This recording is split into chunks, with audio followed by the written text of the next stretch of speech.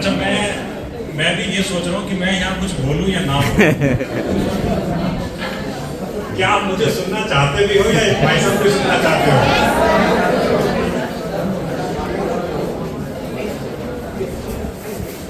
हमने बहुत सारे प्रोग्राम इकट्ठे किए हैं, लेकिन आज का जो जोश हमें देखने को यहाँ मिला उसके लिए हम आपके बहुत बहुत आभारी हैं। और इस जोश के बाद मैं तो ये सोच रहा हूँ मैं बोलूँ ही नहीं यहाँ पे। एक दो सॉन्ग और भाई साहब आपके आ जाए तो मेरी जरूरत ही नहीं है यहाँ पे। चलो भाई साहब करें लास्ट में, क्योंकि मैनेजमेंट ने मुझे बुलाया तो मैं भी अपना काम करके जाऊँ। ठीक। और एक बड़ा अच्छा शेर आपने सुनाया जो तालियों के ऊपर, तो कुछ मैं भी सुना देता हूँ। तो किसान को जितनी खुशी भरा हुआ खेत देखकर होती है, फौजी को जितनी खुशी अपने सीने पर मेडल देखकर होती है, वक्ता को इतनी ही खुशी आपकी तालियां सुनकर होती है।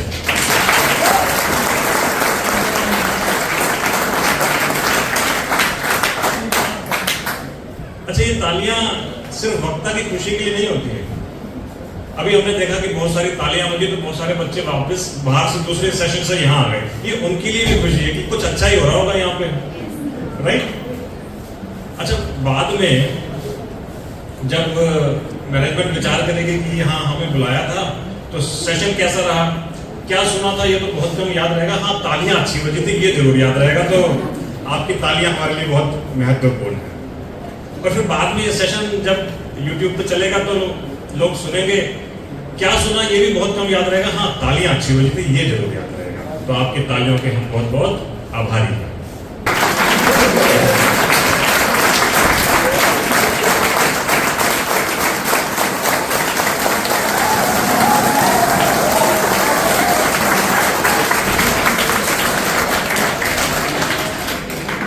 आपके जोश को देखकर एक शेर और याद आता है। अर्ज किया है, ऐसा जोश हमने किसी यूनिवर्सिटी में देखा भी नहीं। अभी वो मैडम पूछ रही थी ना कि how do you find our students.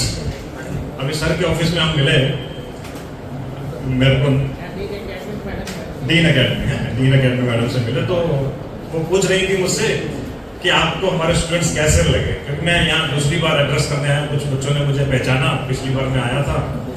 अब मैं सोच रहा हूँ कि क्या बोलूँ, पर now I find the answer कि ऐसे बच्चे मुझे किसी दूसरी यूनिवर्सिटी में नहीं मिले।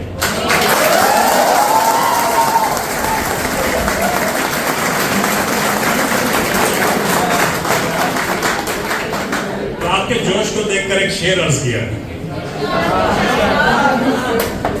धूप में निकलो बारिश में नहा कर देखो। धूप में निकलो बारिश में नहा कर देखो, जिंदगी क्या है जरा किताबें हटा कर देखो।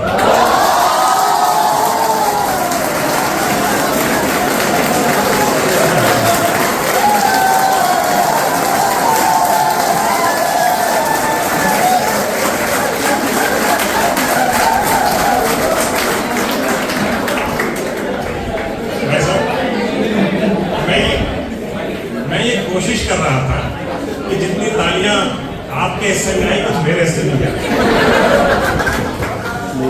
अदरवाइज हमारा सब्जेक्ट बड़ा संगीन है, सीरियस है।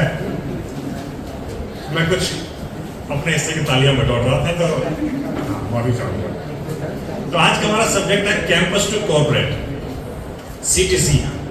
इंडस्ट्री में CTC कहा जाता है कॉस्ट ऑफ द कंपनी, आप सब जानते हैं बहुत अच्छा। तो CTC वहां तो आपकी सैलरी के लिए होती है, लेकिन यहाँ CTC is campus to corporate. अभी आप सभी कैंपस में हैं, कॉलेज में हैं, कुछ समय के बाद अपनी असली जिंदगी शुरू करेंगे। अच्छा, आज आपके जोश को देखते मुझे भी शायराना अंदाज याद आ रहा। कहते हैं कि शौक तो माँ बाप के पैसों से ही पूरे होते थे, अपने पैसों से तो जिम्मेदारियां ही निभाई जाती हैं।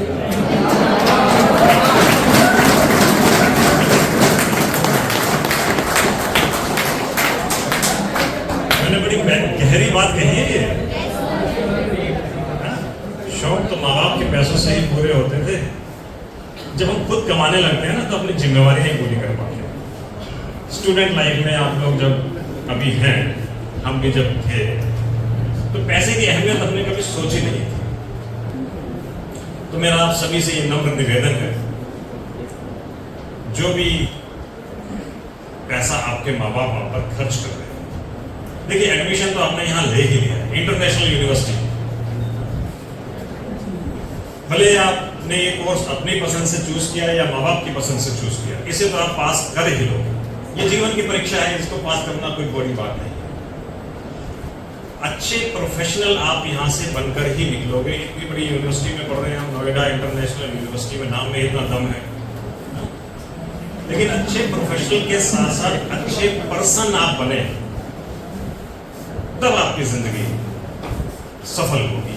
तब इन टीचर्स का आपको यहाँ पढ़ाना भी सफल होगा, तब मेरे जैसे व्यक्ति का यहाँ आके बोलना भी सफल होगा, राइट? तो हम सभी ये श्योरिटी देते हैं कि हम सभी अच्छे प्रोफेशनल के साथ साथ अच्छे पर्सन भी बनेंगे। Yes, louder. तो आज के सेशन में कुछ लर्निंग प्रिंसिपल्स हैं। Be a student first. हम सभी पहले अपने आप को स्टूडेंट मानकर बैठे हैं। अक्सर हम इसी गुमान में तो रहते हैं कि हमें सब कुछ आता है। ये बात धूप में ही थोड़ी सफेद की, ऐसे बोलते हैं ना, अरे हमें तो सब कुछ आता है, हमने दुनिया देखी है, अक्सर ऐसे ही बोला जाता है। तो सबसे पहले हम ये स्वीकार करें कि हाँ, हम कुछ सीखने के लिए तैयार हैं। हम अक्सर ये कहते हैं कि we want change. Yes, everybody wants change, but who wants to change? खुद को कौन बदलना चाहता है? हम सभी चेंज तो चाहते हैं, लेकिन क्या हम खुद में भी चेंज चाहते हैं? यदि इस पे भी हम कह सकें यस, तो प्रेजेंटेशन सफल हो, ये तो मेरा डायलॉग सफल हो। Yes, we wants to change yourself, so be a student first. जब रावण अपनी अंतिम सांसें गिर रहा था तो राम जी ने लक्ष्मण को कहा, जा उनसे कुछ ज्ञान लेकर आओ। सभी ने सुना होगा कुछ। तो लक्ष्मण थोड़ा एरोगेंसी में बोलते थे ना, बोलते ये अधर्मी, ये असुर, ये अहंकारी व्यक्ति, ये मुझे ज्ञान देगा? लक्ष्मण जी कहते थे। राम जी कहते हैं, आप अपने अंदर का शिष्य जागृत करो, गुरु और ज्ञान दोनों मिल जाएगा। तो वही बात मैं आपसे कह रहा हूं, आप अपने अंदर का शिष्य जागृत करो, गुरु और ज्ञान दोनों मिल जाएगा। तो लक्ष्मण जब वहां राम जी के कहने पर गए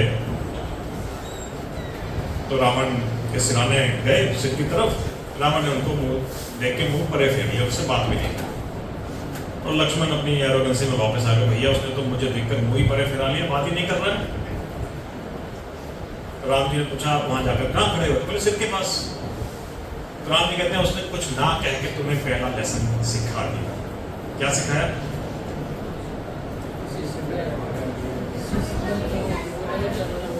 हाँ, तालियां बजाओ। ज्ञान लेने के लिए कभी किसी गुरु के सिर पर नहीं खड़ा हुआ जाता, चरणों की तरफ खड़ा हुआ। यही बात आपने महाभारत में भी देखी होगी कि दुर्योधन और अर्जुन जब श्री कृष्ण से सहायता मांगने जाते हैं तो दुर्योधन कहाँ खड़ा होता है? और नजर किस पे पहले पड़ती है? जो चरणों की तरफ होता है। तो पहला लेसन, गुरु से ज्ञान लेने का सिर पर नहीं चढ़ना। आजकल जो स्टूडेंट में थोड़ा हाई फाई होते हैं ना, राइट? सो अपनी रिगार्ड को अपने टीचर्स के प्रति सदा बनाए रखें। Be a student first. आप सीखने के इच्छुक हो, आपको शिक्षा स्वतः मिलेगी। आप अपने अंदर जिज्ञासा के बादल जागृत करें, ज्ञान की वर्षा अवश्य होगी। So be a student first. And next lesson और learning principle is we are busy. लेकिन बिजी शब्द में इजी शब्द छुपा है। बिजी शब्द में ही बी को हटा दो तो इजी। आप अपनी लाइफ में कितने भी बिजी हों, लेकिन अंदर से इजी रहो। माइंड में जो आपकी उथल पुथल चलती रहती है ना, उसको शांत करो। और थर्ड लेसन है अपने चरित्र के निर्माण के लिए, अपने करियर के बनाने के लिए, अपनी आदतों में एक सुधार रोज लाओ। 1% इंप्रूवमेंट डेली लाना है।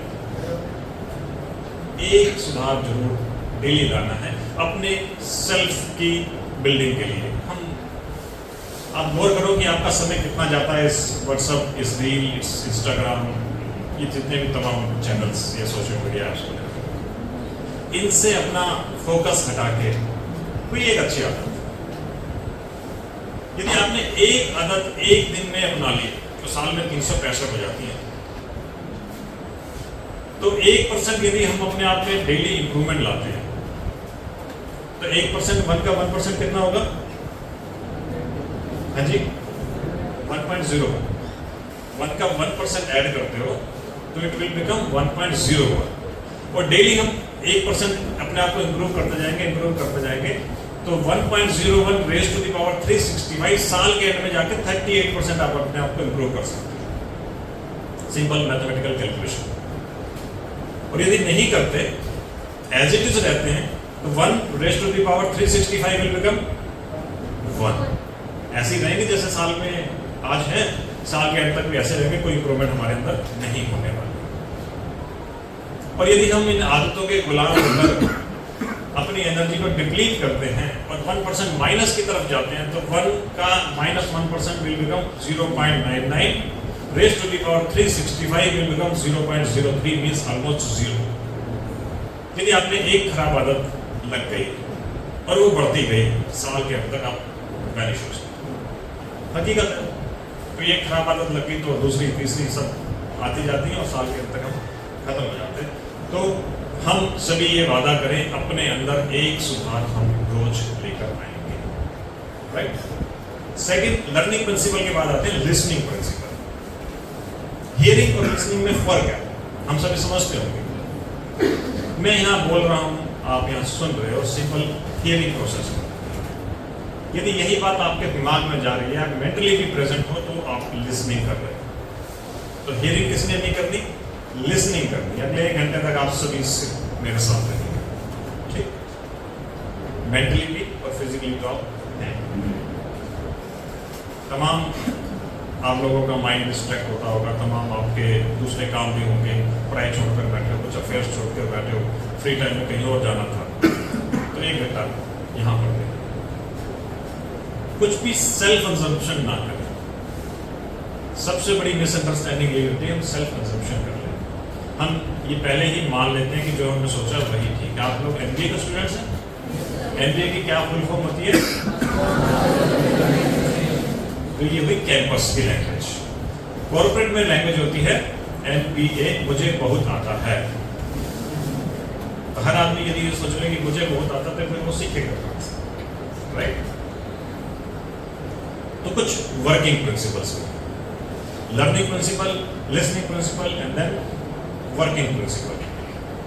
कॉर्पोरेट में you are hired because of your skills, but you are fired because of your behaviour, because of your attitude.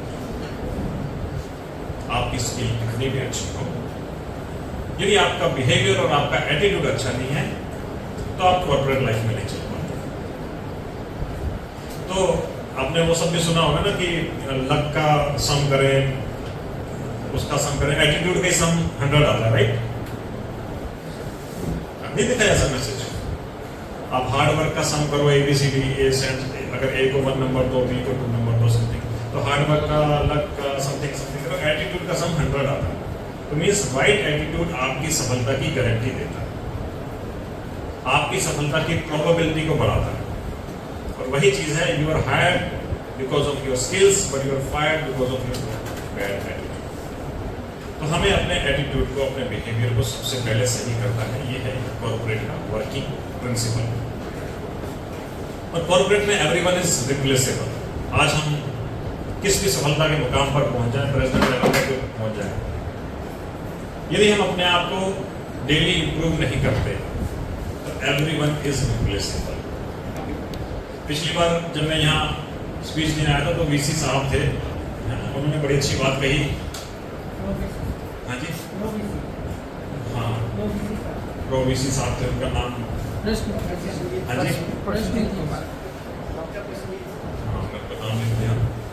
उन्होंने बड़ी अच्छी बात कही तो मुझे याद आ रही है कि आपकी सर्टिफिकेट्स की, आपकी एजुकेशन की एक शेल्फ लाइफ है, राइट। यदि आप अपने अंदर इंप्रूवमेंट नहीं कर रहे तो जो एजुकेशन जो डिग्री यहाँ से लेकर जा रहे हैं एक शेल्फ लाइफ है, एक्सपायर हो जाएगी। आप सब जितनी तेजी से टेक्नोलॉजी आज बदल रही है, बढ़ रही है, चेंज हो रही है, यदि हम अपने आप को चेंज नहीं करते तो हम क्या बदलते परिवेश में चल रहे हैं? डायनासोर इसका सबसे बड़ा एग्जाम्पल है।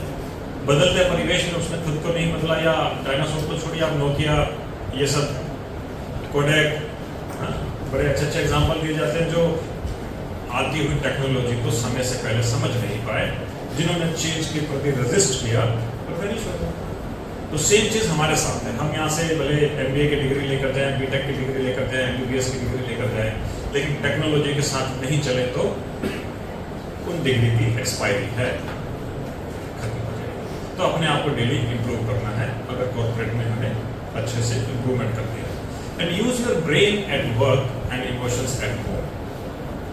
कॉर्पोरेट लाइफ में जब आप आते हो तो इमोशंस को घर पर रखा, ब्रेन को, क्योंकि बहुत बार टकराव होता है आपके साथियों के साथ, बहुत बार आपको अपनी टोन डाउन करनी पड़ती है, सुनना पड़ता है ना, बॉसेस की बात सुननी पड़ती है। तो use your brain at work, emotions at home. आज इसको हम समझें कि जितने भी ग्रेजुएट्स, जितने भी स्कॉलर्स यूनिवर्सिटी से निकलते हैं, रिसर्च ये कहती है, स्टैटिस्टिक्स ये कहता है, ओनली 15% आर एम्प्लॉयबल। जॉब तो भले 50% को मिल जाती होगी, ध्यान से समझना, एम्प्लॉय तो भले 50% हो जाते हैं, लेकिन एम्प्लॉयबल मात्र 15% है। रिसर्च कहती है, स्टैटिस्टिक्स कहती है, आप गूगल में सर्च कर लें। क्यों?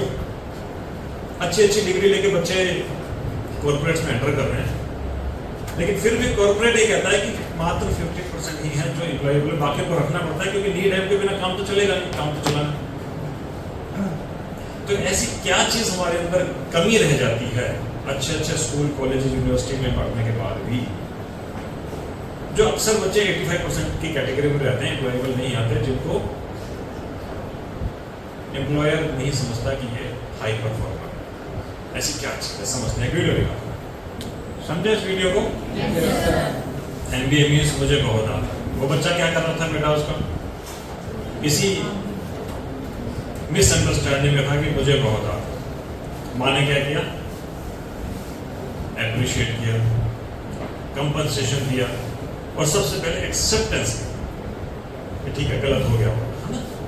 तो यही चीज है, भले हमारी पर्सनल लाइफ में, भले हमारी प्रोफेशनल लाइफ में, जब भी कोई रिलेशन ऊपर नीचे हो जाए, जब भी कोई बात बिगड़ जाए, सबसे पहले एक्सेप्टेंस।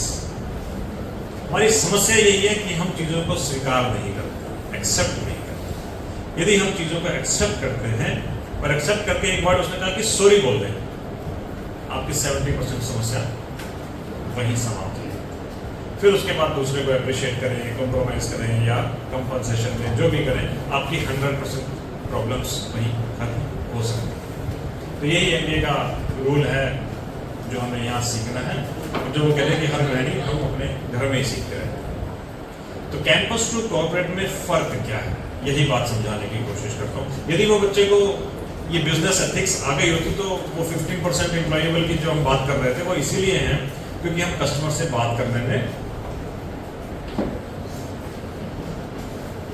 अपनी एरोगेंस को बीच में ले आते हैं। वो एरोगेंस ला रहे हैं ना बीच में, तो इसीलिए हम 15% कैटेगरी में जो हैं 85% को शिफ्ट करना है। अगर मोर उस 15% में, तो हमें अपने एटीट्यूड को ही बदलना है। लेट्स अंडरस्टैंड कि कैंपस और कॉर्पोरेट में फर्क क्या है। कैंपस में आपकी लर्निंग है, कॉर्पोरेट में आपकी लर्निंग के साथ साथ अर्निंग है, क्योंकि सैलरी भी मिल रही है। ठीक है, कैंपस में आपका फेलियर और आपका सक्सेस सिर्फ आपको प्रभावित करता है, राइट। अगर मैं फेल हो जाऊं या मैं क्रॉस हो जाऊं तो मेरी व्यक्तिगत अचीवमेंट्स हैं या फेलियर्स हैं। लेकिन कैंपस में किसी का भी फेलियर और सक्सेस एक दूसरे के साथ जुड़ा हुआ होता है। क्यों? क्योंकि वहां पर एक का काम दूसरे की इनपुट और दूसरे की इनपुट दूसरे की आउटपुट ऐसे बनती है, तो हर किसी को अफेक्ट करता है। वहाँ इंडिविजुअल कुछ नहीं होता, टीम में रोल प्ले हो रहा होता है। यहाँ पर आपका फ्यूचर क्रिएट हो रहा है और वहाँ पर आपका फ्यूचर के साथ साथ करियर भी बन रहा है। ठीक है। स्टूडेंट्स को फ्रीडम ज्यादा होती है, कॉर्पोरेट में आने के बाद रिस्पॉन्सिबिलिटी ज्यादा बढ़ जाती है। यहाँ एग्जाम्स आपके क्वालिफाइंग क्राइटेरिया होते हैं कि साल में एक बार एग्जाम हुआ या 3 महीने में एक बार, जो भी फ्रीक्वेंसी सेट की हुई है, वो एग्जाम्स आपके क्वालिफाइंग क्राइटेरिया होते हैं, जबकि कॉर्पोरेट में आपको अपनी परफॉर्मेंस दिखानी होती है। यहाँ आपके प्रैक्टिकल मार्क्स 20%, 25% ऐसे ही रहते होंगे, लेकिन 40% जितने भी हैं, कॉर्पोरेट में जाने के बाद आपका प्रैक्टिकल 100% होता है, वहाँ थ्योरी नहीं होती। ठीक, तो इस फर्क को समझते हुए आने वाले कुछ समय के बाद जब आप लोग इंटरव्यू में बैठोगे, इस फर्क को समझते हुए आप अपने इंटरव्यू की तैयारी करोगे और अपने करियर में आपको कहाँ पहुंचना है वो गोल आप आज से ही सेट करोगे कि मुझे आने वाले 5 साल के बाद कॉर्पोरेट के किस लेवल पे पहुंचना है, आने वाले 7 साल के बाद किस लेवल पे पहुंचना है, 10 साल बाद किस लेवल पे पहुंचना है। यदि आप अपना गोल सेट कर लोगे तब उसको फिर पा भी लोगे, अदरवाइज फिर रैंडम चलते रहेंगे तो रैंडम ही कहीं पहुंचेंगे। रैंडम टेक ऑफ होगा तो लैंडिंग भी रैंडम ही होगी। तो फर्स्ट सेट योर गोल कि मुझे जाना कहाँ है, पहुंचना कहाँ है। गोल सेट करने की आपकी कुछ एस्पिरेशंस भी होगी एज ए फ्रेशर। जब आप कैंपस इंटरव्यू में बैठोगे, कॉर्पोरेट्स अच्छे आएंगे इंटरव्यू लेने के लिए, आपकी एक्सपेक्टेशन क्या क्या होगी बताओ, क्या एस्पिरेशन होगी एज ए फ्रेशर आपकी, क्या सोचते होंगे कि मुझे कैसी कंपनी चाहिए, वर्क कल्चर अच्छा हो, वेरी गुड, हाँ जी, पैकेज सैलरी अच्छी हो, बिल्कुल सही, आपने तो मेरे आंसर पहले पढ़ लिया लगता है। और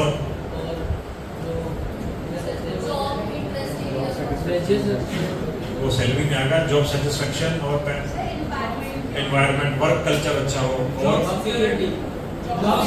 जॉब सिक्योरिटी अच्छी हो, बहुत अच्छा। यहाँ से कुछ बोला था, इंटरेस्ट एरिया, बिल्कुल ठीक है, और सबके बिल्कुल आंसर ठीक है। आप ये देखते हो कि ब्रांड कितना अच्छा है, वर्क कल्चर कितना अच्छा है, मेरा सैलरी पैकेज कितना अच्छा है, मेरे करियर की इस कंपनी में ग्रोथ होगी कि नहीं होगी, ये सब जो आपने बातें कही, जॉब सिक्योरिटी बिल्कुल सही, देखनी भी चाहिए। तो ये आपकी एस्पिरेशन है उस कंपनी के प्रति जिसमें आप एम्प्लॉय बनना चाहते हो, पर एम्प्लॉयर की भी कुछ एस्पिरेशंस होंगी। कंपनी आपसे क्या क्या एक्सपेक्ट करती है, आपने अपना बताया। जब ये दोनों चीजें आप समझ लोगे ना तो इंटरव्यू अच्छे से क्रैक कर पाओगे। हाँ जी, आउटकम, परफॉर्मेंस आपकी अच्छी हो, स्किल सेट्स अच्छे हो, डिसिप्लिन हो, हाँ, experience, honesty, okay, learning, quick learning हो, राइट, पंक्चुअल हो, डिसिप्लिन हो, राइट, ये सब आंसर ठीक है। कंपनी आपसे एक्सपेक्ट करती है कि आपकी कमिटमेंट क्या है, आपकी वैल्यूज क्या है, आपका कॉन्फिडेंस कितना है, नॉलेज की बात करी, लीडरशिप की बात करी, लेकिन जो हमने बात करी, you are hired because of your skills but you are fired because of your behaviour. तो सबसे ज्यादा आपकी कमिटमेंट और वैल्यूज ये मायने रखती है। आप अंडर परफॉर्म कर रहे हो तो चल सकते हो कंपनी में, हर आदमी तो परफॉर्मर नहीं होता, मीडियम परफॉर्मर हो चलोगे, अंडर परफॉर्मर हो तो भी चलोगे, लेकिन आपकी वैल्यूज से आप कंप्रोमाइज मत करो। ये लेसन आज यहां से लेकर जाना कि जिंदगी में कितनी भी बड़ी चुनौती, जितनी भी बड़ी स्ट्रगल, जितनी भी बड़ी समस्या हमारे अंदर आ जाए, हम अपनी इंटीग्रिटी से कंप्रोमाइज नहीं करेंगे। Can we raise your hands कि यस, हम आज यहाँ प्लेज लेते हैं, हम अपनी इंटीग्रिटी से कभी कॉम्प्रोमाइज नहीं करेंगे। Thank you. तो भाई साहब कैमरे में आपका हाथ कैद करना चाह रहे थे, तो एक बार दोबारा से अपना हाथ उठाएं कि yes we take a pledge, जिंदगी में हमारे पास कितने भी बड़ी स्ट्रगल आ जाए, कितने भी बड़ी चुनौती आ जाए, हम अपनी इंटीग्रिटी से कभी भी कॉम्प्रोमाइज नहीं करेंगे। ये आज नोएडा इंटरनेशनल यूनिवर्सिटी के बच्चे यहाँ प्लेज ले रहे हैं। थैंक यू सो मच, आप अपनी लिए ताली बजा सकते हैं।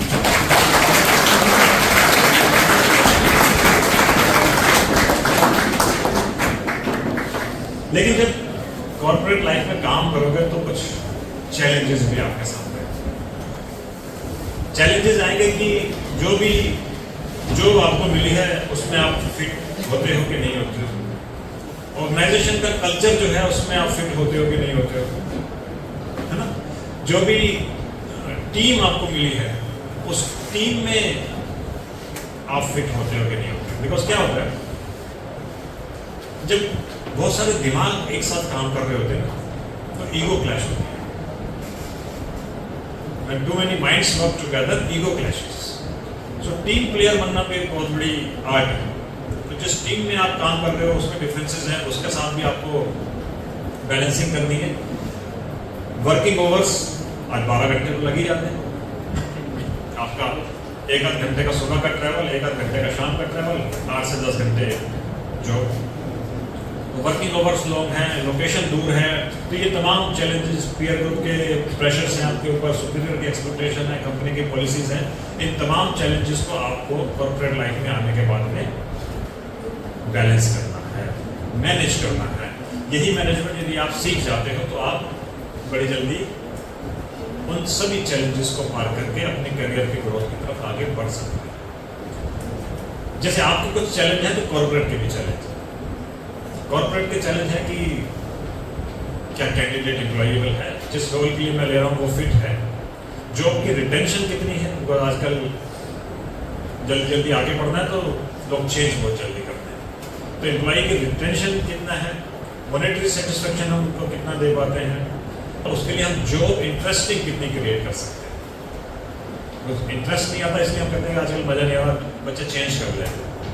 तो कॉर्पोरेट्स के पास भी ये चैलेंज है कि हम कैसे ज़्यादा से ज़्यादा समय तक एम्प्लॉयज़ को सेटिस्फाई रखें, रिटेन करके रखें, उसके लिए जॉब इंटरेस्टिंग बनाकर रखें। आप अपने स्टूडेंट लाइफ में अपने लिए प्रिपेयर करते हो। जैसे मैंने पहले भी कहा कि आपकी एजुकेशंस, आपकी डिग्रीज की एक्सपायरी लाइफ में यदि आप अपने अंदर इम्प्रूवमेंट नहीं ला रहे, सो कैंपस क्रैक करने के लिए अपने अंदर कुछ अच्छी हैबिट्स, मैं फिर वही आ रहा हूँ आपके जोश को देखकर, आज शायराना अंदाज याद आ रहा, अदरवाइज मैं इतना शेर बोलता नहीं कभी।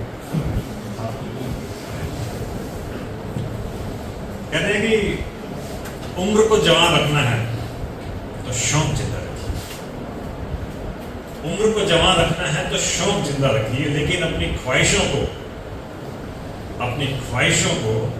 काबू में रखिए, वरना शौक को गुनाहों में बदल देते देर नहीं लगती।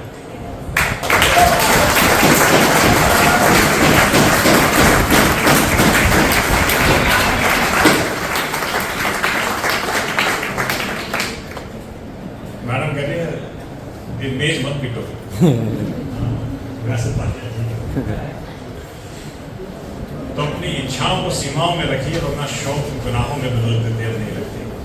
मतलब जब हमारी एक्सपेक्टेशंस ज़्यादा बढ़ जाती हैं और हमारे पास उतने रिसोर्सेज, उतने फंड्स, उतनी इनकम नहीं होती, तो फिर हम गलत रास्ते पर चले जाते हैं। ठीक, तो अपने करियर के निर्माण के लिए जो शुरू की स्लाइड में था, एक ब्रिक हम डेली लगाएंगे। 9 E's के ये मंत्रास हैं जो आपकी लाइफ में आपको सक्सेसफुल बनाने के लिए मदद करेंगे। एग्जामिन योर लाइफ, अपने अंदर झांक कर देखिए, मैं कर क्या रहा हूँ, मैं क्यों कर रहा हूँ, मेरा समय जाता कहाँ है। अपना टाइम मैनेजमेंट, अपना चार्ट बनाए। Examine your life and then exchange small options for big dreams. सपने तो बड़े ले ही सकते हैं, और जब सपने बड़े लेंगे तो उनको पूरा करने के लिए हम काम भी करेंगे।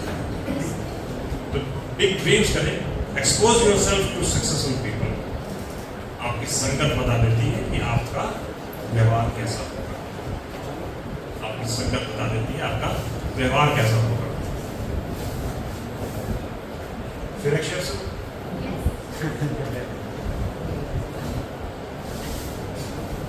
जो खानदानी रईस हैं वो रखते हैं मिजाज नरम अपना। जो खानदानी रईस हैं वो रखते हैं मिजाज नरम अपना। तुम्हारा लहजा बता रहा है कि तुम्हारी दौलत नहीं है।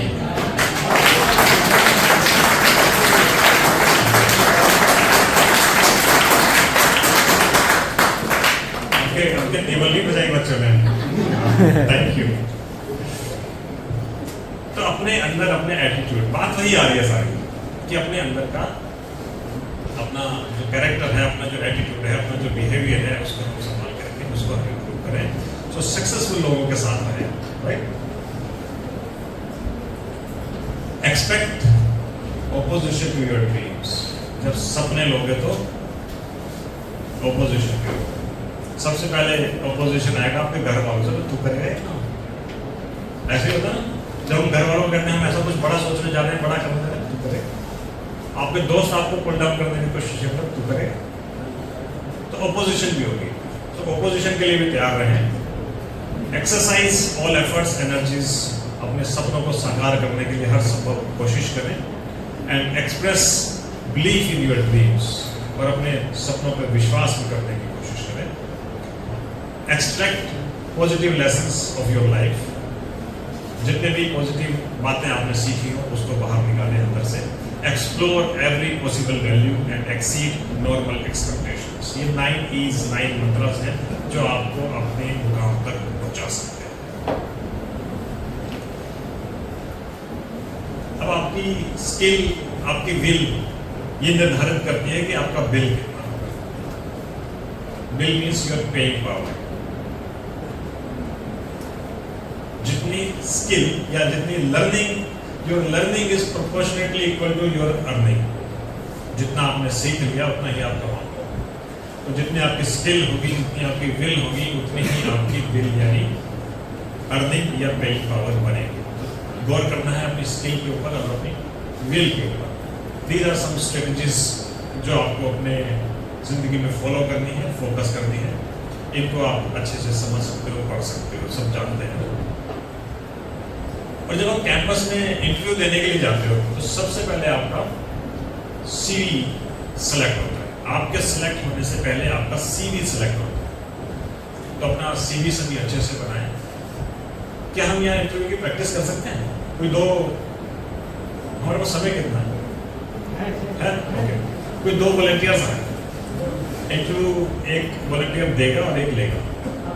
जो सिलेक्ट होना चाहता हो कैंपस इंटरव्यू में जल्दी आ जाओ। आइए, आपकी प्रैक्टिस हो जाएगी।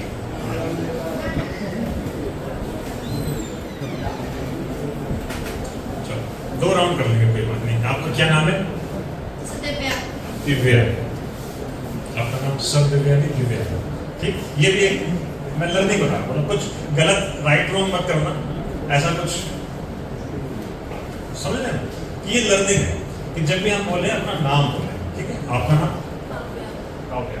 तो दिव्या और काव्या सिमिलर नाम भी, है ना, दोनों के बीच में सिमिलर नाम है। तो आप में से एक ने इंटरव्यू लेना और एक ने देना। Who will take interview and who will give you? बताओ, आप डिसाइड करो।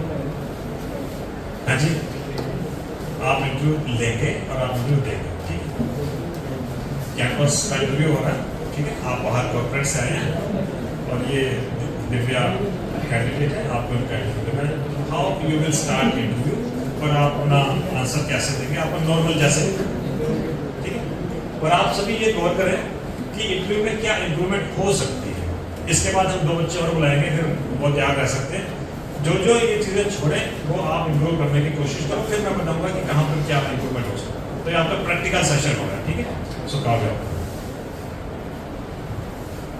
Good morning.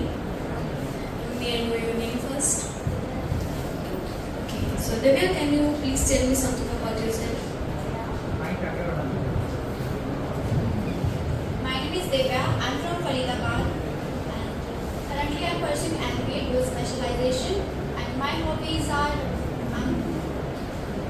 I'm confident. My hobbies are dancing, singing, reading books, etc. So which kind of books you read generally? Self-improvement books. Can you name any book? The power of your subconscious mind. That's really well. So may I know why you have selected this job and why you visited this company and what your future goals regarding this? I'm interested in HR role, and as I'm confident and I have good communication skills, so I'm going to pursue some HR jobs. And I expect a good working environment, and for my career growth, I will choose this company. for the career growth, you can go for any years of the company as well. Why only this company?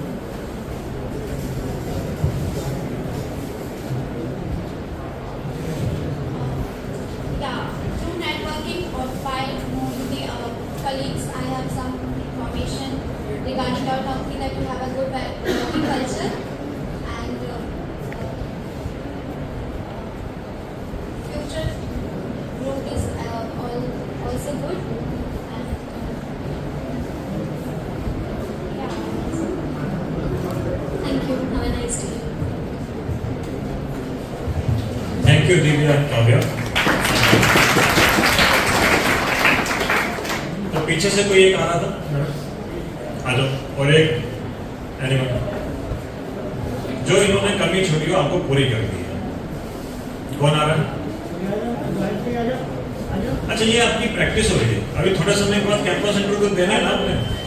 अगर तब भी ऐसे ही hesitation करोगे तो फिर select कैसे होगा? अभी तो बॉयज को भी चाहिए ना, जल्दी आओ। अच्छा, जो अपने आप को समझता हूँ मुझे अच्छा सिलेक्शन करवाना है वो आ सकता है। आ जाओ। तो आपका क्या नाम है? प्रियांशु। और आपका? अनमोल। तो अनमोल और प्रियांशु यहाँ है। कौन इंटरव्यू लेगा? आप लें। तो प्रियांशु इंटरव्यू लेंगे। So hi, tell me about yourself. My name is Anmol and I am from Patna. Currently I am pursuing MBA from NIU, Noida University. According to my educational background, I completed my 10th and 12th higher education from my hometown. After that, I switched for my higher education from 2 years. I had completed my graduation from Maharishi Dayanand University in Zoology Honors, and my hobbies are playing football, music, dancing. This is a brief introduction.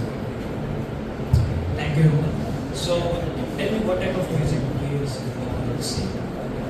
I listen and sing like classical music, Indian classical music like that. Thank you. So tell me, how do you see yourself in 5 years, next 5 years? The next 5 years, I have to pursue my MBA in supply chain and logistics. So I have to see myself in next 5 years as around in a manager post of reputed logistics company. So tell me, what skill will be required for that role? I think for supply chain and logistics, we have to know the Six Sigma, Talgo, machine learning, as well as some basics of Python and some languages, computer languages like Python. These are the basic skills I think which is used in logistics and supply chain. Okay, thank you. So everyone has some weakness. So do you have some weakness? And you want to do that? I have the weakness like I take time to do the perfect, to do the job perfect. So like I take some time. This is my weakness. I think so. Thank you. Thank you.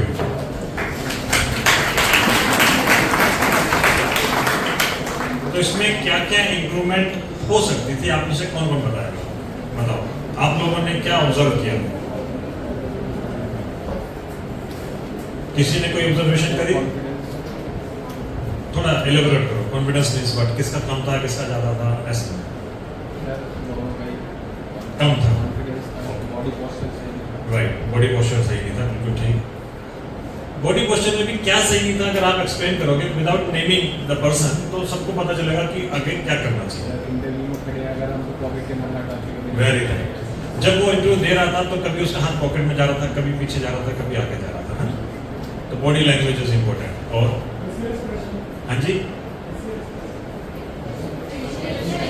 Face expression, right, face expression बिल्कुल ठीक है, body language का एक part आ गया। और question सही नहीं थे, बिल्कुल ठीक है। और हैंडशेक होना चाहिए, ग्रीटिंग होनी चाहिए, बिल्कुल ठीक है। और तो ये जितने भी आपने ऑब्जर्वेशन करे, जैसे मैं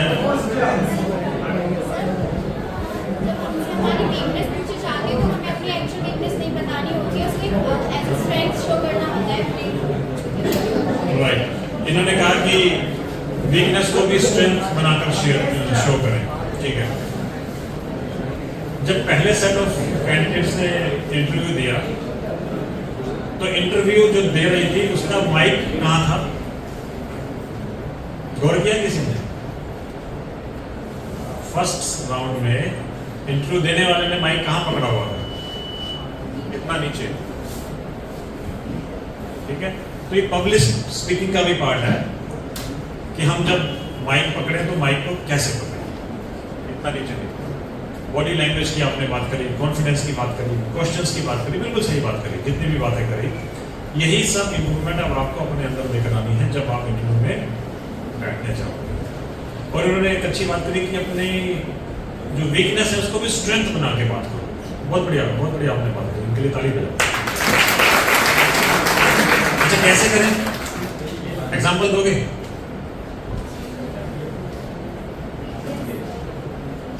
या एक जनरल सवाल को भी हम कैसे अपनी स्ट्रेंथ बना दें?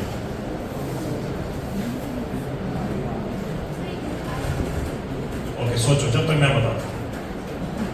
हाँ, बताओ। सर, अपनी वीकनेसेस को ऐसे पेश करना, मतलब उनके सामने ऐसे बता देना कि उन्हें पता भी चले वीकनेस है, बट आपने ये भी बता दो कि हम इस पर ओवरकम भी कर रहे हैं Right. और अपकमिंग ईयर्स में हम इस पर सुधार ला सकते हैं। बहुत सही, बहुत सही। तो उसमें एग्जाम्पल कुछ? Sir, for example, if someone is aggressive, so they can tell that I am doing meditation, yoga to overcome my aggression, and I am working on it. Right, Like some people do, they are very aggressive. So one of very good doctor, he told that person that whenever you are very angry and you want to scream on someone, just counting 1, 2, 3, 4, 5 till 10. And until you come to 10, your anger will vanish. And and in which anger you will speak with someone, it will automatically comes down, and you will speak something good rather than the worst you can say. Right, बहुत बढ़िया, clap करो।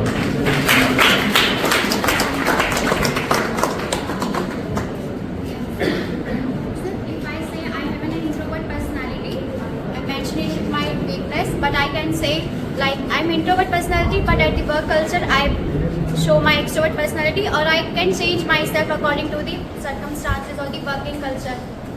Right, so मैं बताऊं, बहुत अच्छा कहा, इसके लिए भी आप ताली बजाएं। जब मैं अपने पहले कैंपस इंटरव्यू में बैठा, इंटरव्यू का सीधा सवाल, tell me about yourself in 10 lines. अब उसने मेरे माइंड को ना बैरियर लगा दिया कि मुझे अपने बारे में बोलना है और 10 लाइनों में बोलना है। अब मैं उंगलियों को 10 लाइनें गिन रहा हूँ, ऑब्वियसली गिनूंगा ना कि कब 10 हो जाए। अब जब मेरे माइंड में एक प्रेशर आ गया कि मुझे 10 बार 10 लाइनें बोलनी है, तो मैं क्या करूँगा? कंफ्यूज हो जाऊंगा, फॉर श्योर होगा। तो ये इंटरव्यूअर ने आपको एक मेंटल ब्रेक दिया, 10 लाइन्स करके एक टारगेट दे दिया। अब आप टारगेट को गिनना शुरू कर रहे हो, कंफ्यूज हो जाओगे, फिर अपने बारे में 4-5 लाइनें बोलने से ज़्यादा नहीं बोल पाओगे। तो ये सब प्रिपरेशन करके जानी है कि क्या क्वेश्चन आ सकता है। इंटरव्यूअर आपसे पूछा, आपने तो घड़ी नहीं पहनी, इसका मतलब आपको समय की कोई इंपॉर्टेंस ही नहीं है। आजकल बड़े लोग जितने भी होते हैं वो वॉच जरूर पहनते हैं, भले स्मार्ट वॉच या एनालॉग पहने, लेकिन पहनते हैं। इंटरव्यूअर पूछेगा, आपने तो घड़ी नहीं पहनी, आपको टाइम की इंपॉर्टेंस ही नहीं है, तो क्या जवाब दोगे?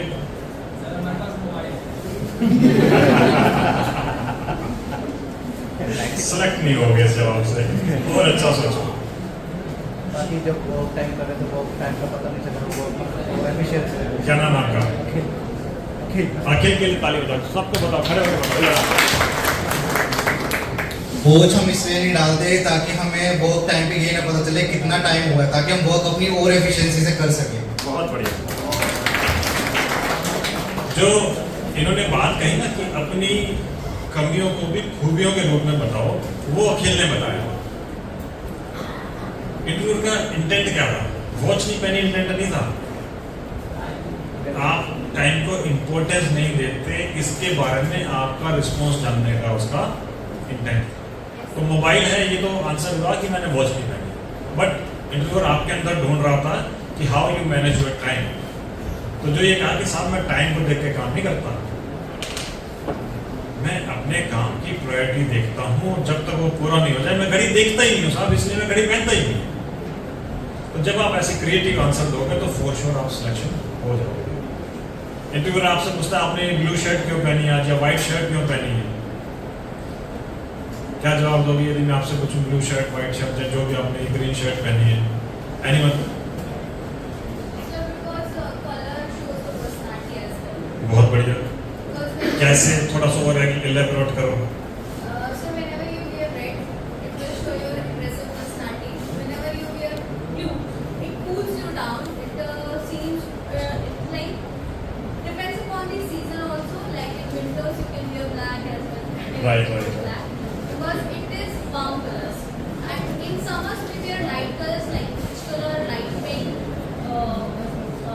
like sky blue color, and it shows the personality as well. बिल्कुल ठीक। सो इसका आंसर हम ऐसे भी दे सकते हैं कि मैंने आज ब्लू कलर पहना है साहब, blue is the colour of sky and blue is the colour of sea also. तो मैं आपकी कंपनियों को आकाश की ऊंचाइयों तक ले जाना चाहता हूँ और समुद्र की गहराई तक इसकी फाउंडेशन को स्ट्रॉन्ग करना चाहता हूँ सर, इसलिए मैं ब्लू पहनता हूँ, लाइक ब्लू कलर। मतलब कुछ क्रिएटिव आंसर दे रहे हैं। सिंपल क्वेश्चन को आपने सिंपल आंसर दिया तो सिलेक्शन नहीं हुआ। इंटरव्यूअर आपकी कोई स्किल तो जानता नहीं, आप फ्रेशर हो, आपके पास कोई एक्सपीरियंस भी नहीं है, आपके पास सिर्फ क्रिएटिव आंसर है। जो सेट ऑफ इंटरव्यूज यहाँ हुए आपने देखा कि वो अपने बारे में दो चार बात बोल के फिर थोड़ा सा अटकने लगे। तो आपको वो क्वेश्चंस अपने अंदर में पहले से तैयार करके रखने हैं कि क्या क्वेश्चन आया और मैं क्या आंसर दूं, तब आप अच्छे से इंटरव्यू क्रैक करोगे, बिकॉज आप अपने इंटरव्यू में अपने आप को सेल कर रहे हो। ठीक, ये कुछ इंटरव्यू की इनसाइट्स हैं कि कैसे हम अच्छे इंटरव्यू को क्रैक कर सकते हैं। इंटरव्यूअर क्या देखता है आपके अंदर, और वो भी एक पर्सन ही है, कोई भगवान या कोई शैतान नहीं है जो देख के आप घबरा जाओ। ठीक है, तो ये सब आप पढ़ के तैयारी कर सकते हो। एक अहम बात, जब भी आप अपनी इंट्रोडक्शन देते हो तो अमूमन या 90% लोग ये कहते हैं माई सेल्फ नवीन नंदा, अपना नाम ऐसे बोलते हैं। It is grammatically incorrect. I am Naveen Nanda, my name is Naveen Nanda, ऐसे आप शुरू करें। अपनी हॉबीज, जो मैंने कहा ना, उम्र को जमा रखना है तो शौक होता है, वो ना पूछे तब भी बताइए, लेकिन उससे पहले शौक बनाइए, अपनी हॉबीज क्रिएट करिए। तो इसमें कुछ अपनी पॉजिटिव आदतें, जो पहले 1 मिनट 2 मिनट आप फ्रेम सेट करें कि मुझे क्या बोलना है, मुझे अपनी बैकग्राउंड के बारे में बोलना है, मदर फादर के बारे में बोलना है, अपनी क्वालिफिकेशन के बारे में बोलना है। तो ये सब आप क्वेश्चन सेट करें। ये 10 चीज़ें हैं जिन पे आपका इवोल्यूशन होता है। किसी भी इंटरव्यू में आपका इवोल्यूशन होता है, आपके नॉलेज बेस का, आपका एटीट्यूड का, आपका बिहेवियर का। ये 10 पॉइंट्स पे आपका इवोल्यूशन किया जाता है। तो इन्हीं के इर्द गिर्द आप अपनी पर्सनैलिटी को बनाएं तो ज़्यादा अच्छा रहेगा। एक इंटरव्यू देखते हैं कैसे होता है।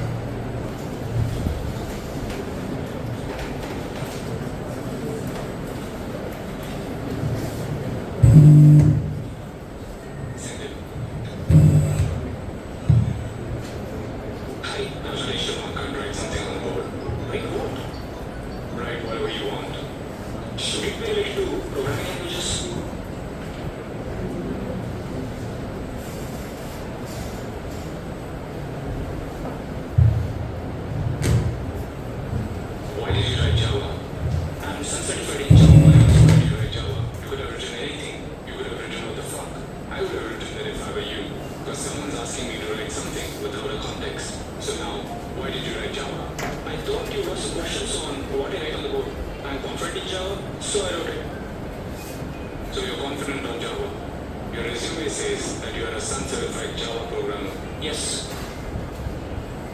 We're done. Why? I mean, you didn't ask me anything.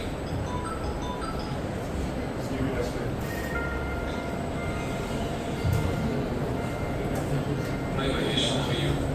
I'm fine. How are you? I'm fine. Tell me something about yourself.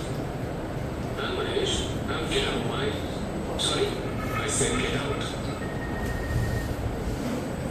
क्या कमी रही इसमें? ये कमी नहीं रही। टेबल पर खा रहे नहीं, वो भी कमी नहीं रही। दो बार अपने नाम नहीं, कॉन्फिडेंस भी नहीं रही। दो बार अपना नाम यस, क्लैप फॉर हर। वो कह रहा है हाय महेश, हाउ आर यू? तो इस तरह मतलब वो महेश है तो मैं जानता हूँ ना एज इंटरव्यूअर। अब मैंने कहा आप अपने बारे में मतलब कह रहा, उसने फर्स्ट लाइन शुरू किया, हाँ महेश। महेश तो तुम हो, वो जानता है ना, तो शुरुआत कहाँ से? उसने पहली लाइन में कर दिया, वो रिजेक्टेड। ठीक, तो ये सब लर्निंग्स है आपके इंटरव्यू क्रैक करने के लिए। एक बार dust Take marker and write something on the board.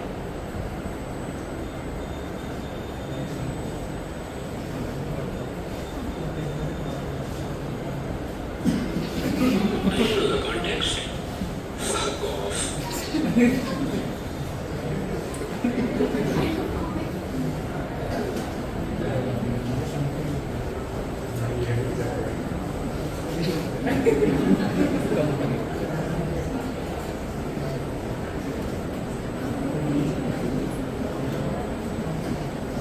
I have distinction in all the semesters with 85% aggregate. I have done 2 major projects and 5 minor projects. I also hold internship in 2 reputed companies. Go work for them.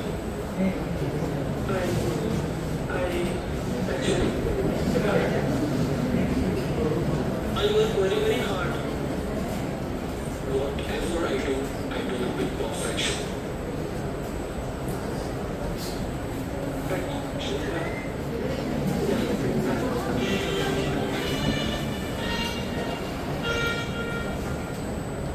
No, you didn't. We're done. तो कह रहा था right something on the board, तो उसने लिख दिया I got this job. और कई लोगों ने समथिंग भी लिख देंगे। Attitude is everything.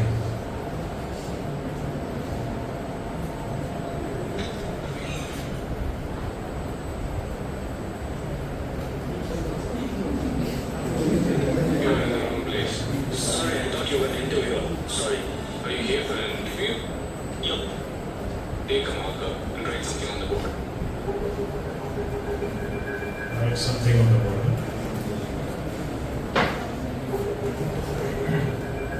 समथिंग यही बोला ना उसने लिखने को। Sit down. Tell me something about yourself. Well, you have my resume in your hand. I expect you to have gone through it. I'll tell you something that's not there. I like pani puri, not masala. Well, you have less marks in academics. Why? I didn't like sitting in the classrooms and listening to boring lectures. And I hate remembering some data and writing exams. We have storage devices for that. You have done project alone. Why? I pitched my idea to the project panel. They said you're crazy and rejected it. I told them, rather argued with them, said you don't have brains to understand my idea. They said if you think you're a genius, we'll approve it. Do it, let's see. After this, nobody wanted to join me for the project. So you did it alone and completed it? Yes, but it took me 2 years extra. That's why it took 6 years to do engineering. I'm okay with it. If you want me to give you this job, then you gotta take off your funky style dress, put on formals, comb the hair, and those earrings should go. That's a good suggestion, but I'll keep my style. Is it more important than your career? No, but a career without paying myself is not important. You're in. Selected भले थोड़ा ज़्यादा है, मतलब इतना भी नहीं करना, पर लर्निंग ये है कि हमें शुरुआत कैसे करनी है, हमें अपनी बात कैसे रखनी है।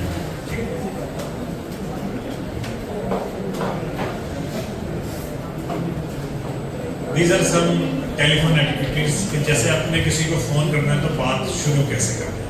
आप फोन शुरू करते ही अपनी बात कहना शुरू कर दो, it's not right. Can we talk for 2 minutes? अगला आपने कहीं बिजी है मीटिंग में, तो पहले उससे पूछो कि 2 मिनट के लिए हम बात कर सकते हैं, फिर उसको हाय हेलो करके सही ढंग से एड्रेस करें। बात अपनी कितनी देर में रखनी है, टाइम को ध्यान में रखें। These are some telephone etiquettes. Some email etiquettes, कि जब आपने ईमेल किसी को लिखनी है तो पहले sir, dear, something like address करें। ईमेल का सब्जेक्ट लिमिटेड रखें, ईमेल के जो वर्ड्स हैं, लेटर्स हैं, लिमिटेड रखें, क्रिस्प रखें, इजी टू अंडरस्टैंड रखें, राइट। Train your brain. यदि आप अपने दिमाग को ट्रेन नहीं करते हो तो वही 1% वाला फॉर्मूला जो हमने बात करी, अपने आप डेली 1% भी डिटोरेट होते हो तो साल के एंड में 0 लेवल पर पहुंच जाता है। तो आपके जो भी इमोशंस हैं, जो भी थॉट्स हैं, वो सब एक्शंस बन के आती हैं, और एक्शन आपका बिहेवियर, आपका एटीट्यूड बनाता है। So train your brain every day. अपने सपनों को आज से ही पूरा करने के लिए शुरुआत करें, नहीं तो कोई और आपको अपना सपना पूरा करने के लिए हायर कर देगा।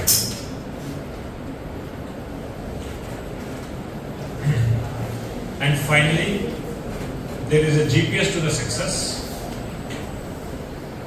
यदि आपकी सैलरीज बढ़ रही हैं, आपकी कंपनी का टर्नओवर बढ़ रहा है, यानी मेटलिस्टिक ग्रोथ हो रही है, सो इट्स अ ग्रोथ।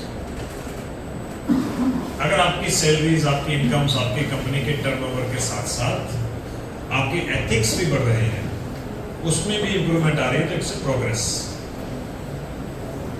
और इनकम के साथ, एथिक्स के साथ यदि वैल्यूज भी बढ़ती हैं, then it becomes success. So this is a GPS of success, growth, progress and success. तो हमें अपनी मेटलिस्टिक के साथ साथ स्पिरिचुअलिस्टिक वैल्यूज को भी बढ़ाना होगा, राइट? तब हम कहेंगे कि हम सक्सेसफुल बन चुके हैं। अदरवाइज आप ग्रोथ और प्रोग्रेस की ही श्रेणी में हो। तो इसके साथ मैं अपनी बात को पूरा करता हूँ। आप सभी का बहुत बहुत धन्यवाद। आपने मुझे बड़े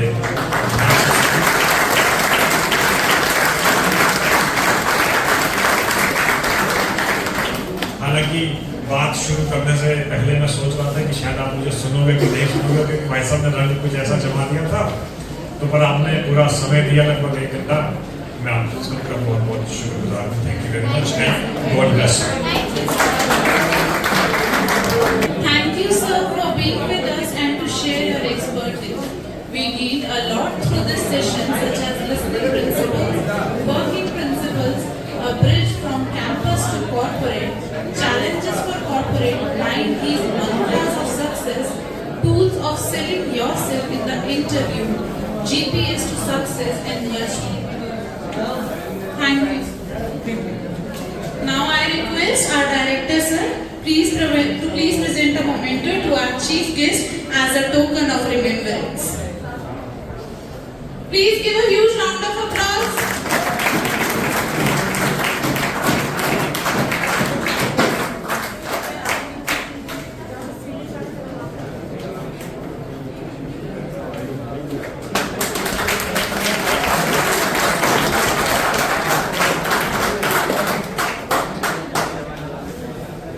Also, I request Dr. Om Prakash sir and Ma'am Dr. Richa Srivastava to please present a memento to Ramesh sir as a token of remembrance. Please give a huge